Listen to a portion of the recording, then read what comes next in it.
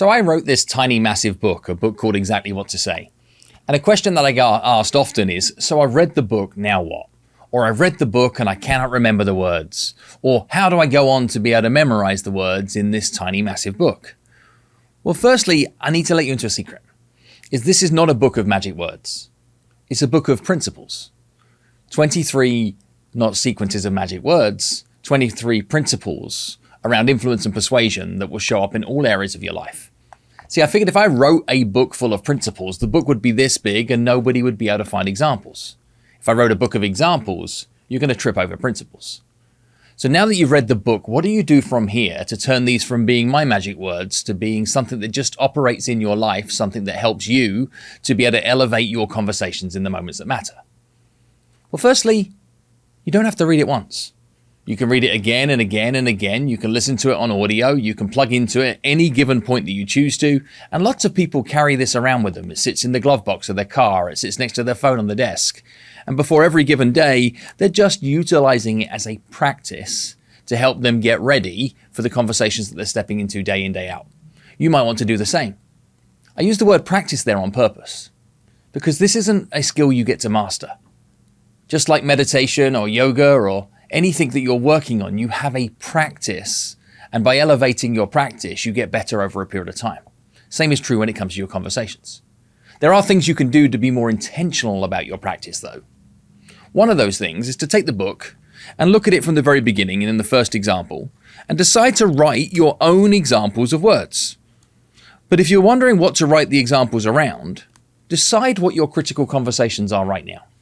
What are conversations that you're focused on in your life that would make a big difference in your world?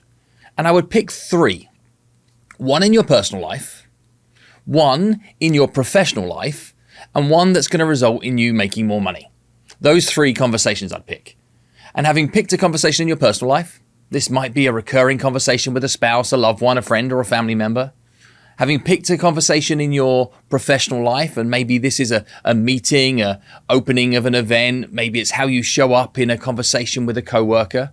And having picked something that is going to put money in your pocket, i.e. it might be a sales conversation, a closing conversation, it might be the opening hook on your next video, it might be a closing line in a webinar, whatever it might be, pick 3 critical conversations and then run the book start to finish saying, how would I use that there?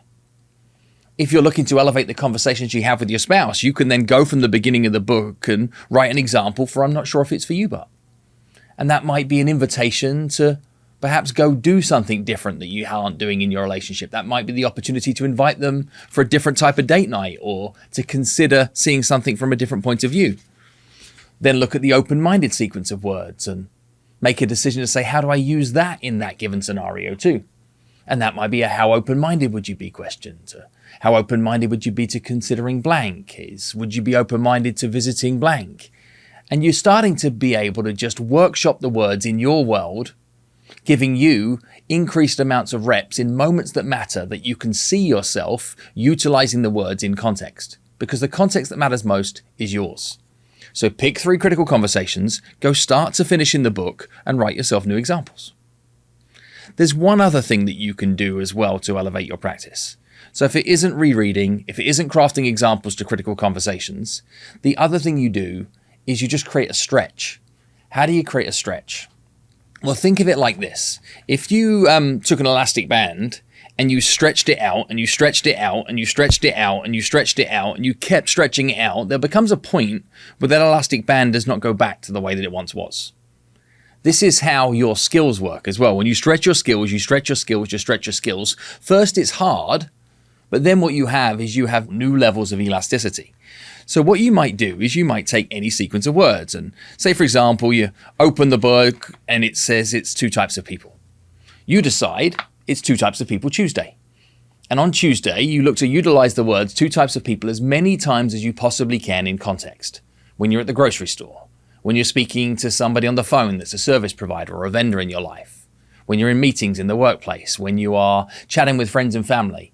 Can you get 100+ reps in of the 2 types of people words in context in a variety of areas of your life? And then you decide it's most people Monday, or you decide that you're going to look to use the what happens next phrase as many times as you can on a Sunday. And by doing so, you're adding repetition, you're adding reps. And my ultimate goal is to move this away from being my tiny massive book and just being an upgrade to your operating system to help you have more intention in the conversations that you're having, help you show up and have more influence and impact in the moments that matter. And for you to realize, without question, that when you change your words, you can change your world. Happy elevating your practice, people. Let me know in the comments the kind of difference it makes in your world.